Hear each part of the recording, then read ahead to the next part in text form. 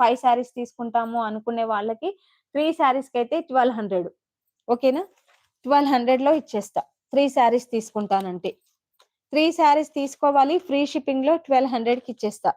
కావాలనుకునే వాళ్ళు వాట్సాప్‌కొచ్చేసేయండి. మంచిగా బ్లౌజ్ వస్తది. ఓకే. Pure cotton. కలర్ బాగుంది. 60 లైక్స్. సీతామహాలక్ష్మి గారు.